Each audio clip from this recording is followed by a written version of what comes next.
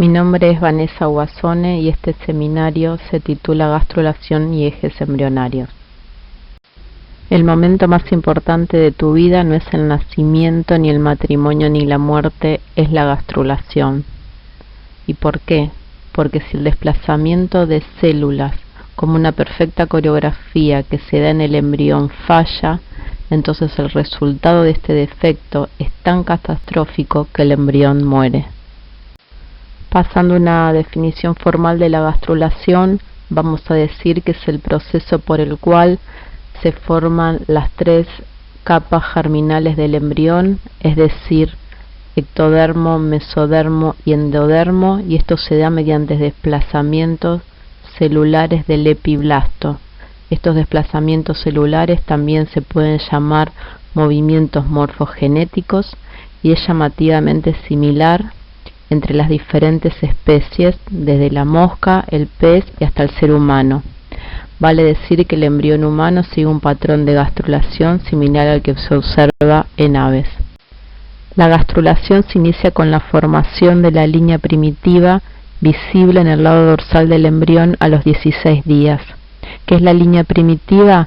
Es una condensación celular longitudinal en la línea media que procede del epiblasto en la región posterior del embrión, posiblemente a través de una inducción ejercida por parte de las células situadas en el borde anterior del hipoblasto. En el extremo de la línea primitiva se reconoce al nódulo primitivo. La formación de la línea primitiva y el proceso completo de gastrulación involucra 4 movimientos morfogenéticos universales: epibolia, embolia, convergencia y extensión.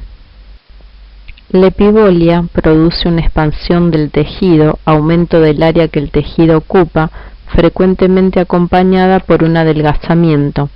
Diferentes comportamientos celulares pueden contribuir a la epibolia. 1. División celular dentro del plano del epitelio, seguido por un incremento del volumen que conduce a una expansión del tejido embrionario. 2. Intercalación radial, que implica intercalación de células entre dos capas, una superficial y otra más profunda, típico de sapos y peces. 3. Modificación de la formación celular, las células se aplanan perpendiculares a su eje apical o basal. 4. Migración celular dirigida, se esparcen células que se encuentran empaquetadas, típico de zebrafil. La embolia implica movimientos de las células del epiblasto superficiales hacia el interior del embrión, por eso hablamos también de internalización. En concreto, es el movimiento que experimentan las células predestinadas a ser endodermo o mesodermo al ingresar por la línea primitiva.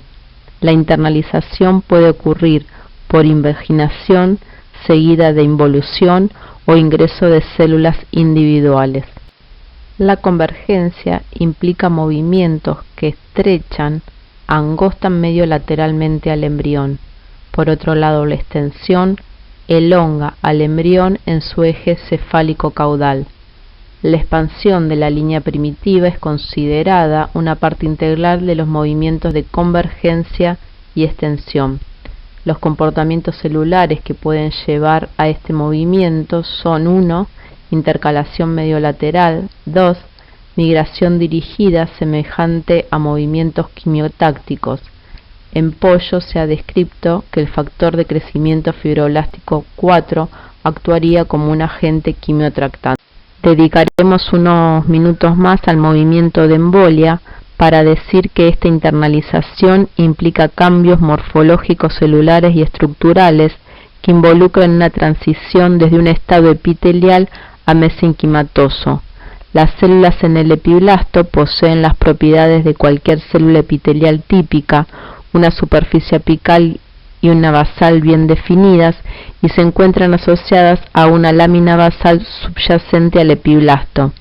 Cuando se introducen en la línea primitiva, se elongan y adquieren una morfología característica de botella, apreciable en la fotografía de microscopía electrónica de barrido. Además, pierden su lámina basal y las moléculas de adhesión específicas como NCAM y LCAM. Entonces, ya ingresadas, adoptan la morfología y característica de una célula mesenquimatosa que puede migrar como célula aislada si se da el ambiente extracelular adecuado. Experimentalmente se pueden colorear las blastómeras y seguir el destino de cada una de ellas en términos de su posición y tipo de tejido al cual van a originar. De esta manera se construyen mapas de destinos o territorios presuntivos. En esta imagen se visualizan los territorios presuntivos mesodérmicos. Si comprendemos que es un mapa de destino, entonces podemos decir que las células epiblásticas que ingresan a través de la parte más cefálica del nódulo primitivo formarán la notocorda. Las células que ingresan más posteriormente a través del nódulo y en el extremo cefálico de la línea formarán el mesodermo paraxial. Las que lo hacen a través de la región media de la línea primitiva formarán el mesodermo intermedio, y las que ingresan a través de la parte caudal de la línea formarán el mesodermo lateral. Finalmente, las células epiblásticas más caudales que las anteriores formarán el mesodermo extraembrionario. Recordar que otra parte del mesodermo extraembrionario se forma por diferenciación a partir del endodermo extraembrionario. Entonces el mesodermo extraembrionario tiene un doble origen. En esta imagen no solo se visualizan los territorios presuntivos mesodérmicos, sino que también se visualizan los ectodérmicos y endodérmicos. Queda como tarea para el oyente la descripción de este mapa de destino, al igual que se lo hizo con la diapositiva anterior. ¿Cómo se establecen los distintos ejes en el embrión? Clásicos experimentos embriológicos identificaron la existencia de una población específica de células en la gástrula que actúa como organizador del plan corporal. En 1924, Spemann y su becaria doctoral demostraron que trasplantar el labio dorsal del blastoporo de una gástrula de un anfibio a otro del mismo tiempo embrionario resultó en la formación de un nuevo embrión, es decir, resultó en la formación de un segundo eje corporal. El labio dorsal del blastoporo es el organizador primario del embrión, o también llamado organizador de Spemann, y tiene una propiedad única, que es su habilidad para inducir la formación de un eje ectópico. ¿Quién es en los mamíferos ese organizador? Ese organizador primario es el nódulo primitivo. Experimentos más modernos que consisten en inyectar a una blastómera durante la gastrulación ARN buscan identificar qué molécula o cuáles moléculas son las responsables de la formación de ese eje ectópico o eje secundario. Diseños experimentales como los explicados en la diapositiva anterior fueron concluyentes para establecer que Gus-Coy, un factor de transcripción sintetizado por el nódulo primitivo, es una de esas moléculas claves en el establecimiento de un eje corporal secundario. Por otro lado, otro tipo de diseño experimental que consiste en anular la expresión de un gen fue clave para establecer que el factor nuclear hepático, o ahora también llamado FOXA2, si está ausente, los embriones no logran gastrular apropiadamente y las estructuras del cerebro anterior y medio están ausentes. Una vez que la línea primitiva se formó, cierto número de genes regulan la formación del mesodermo dorsal y ventral y de estructuras de cabeza y cola. BMP4, la proteína morfogenética ósea 4, es secretada en todo el disco embrionario.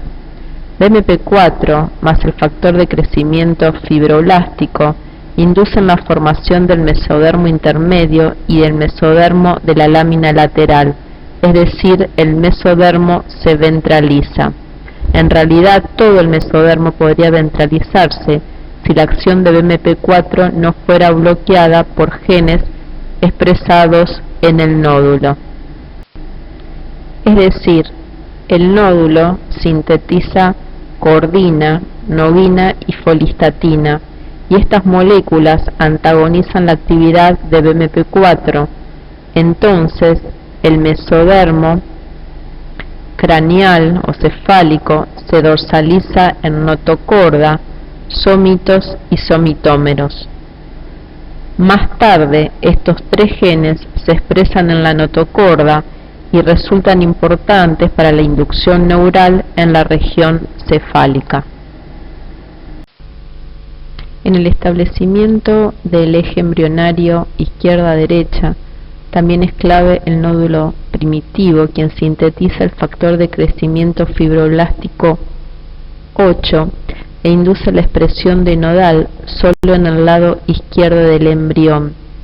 El nódulo primitivo presenta unos cilios microcilios claves en el barrido hacia el lado izquierdo.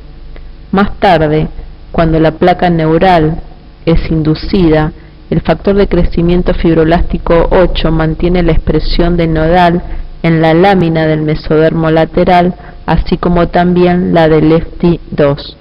Ambos genes regulan positivamente a PTX2, factor de transcripción responsable de la diferenciación del lado izquierdo. LEFT1, expresado en el lado izquierdo de la placa del piso del tubo neural, impediría el paso de señales hacia el lado derecho. Por otro lado, Sony-Hedgehog, identificado con las siglas SHH, y braquiuria, identificado con la letra T, son esenciales para la diferenciación del eje derecha-izquierda. Sonic impediría el paso de señales, además de reprimir genes del lado izquierdo en el lado derecho.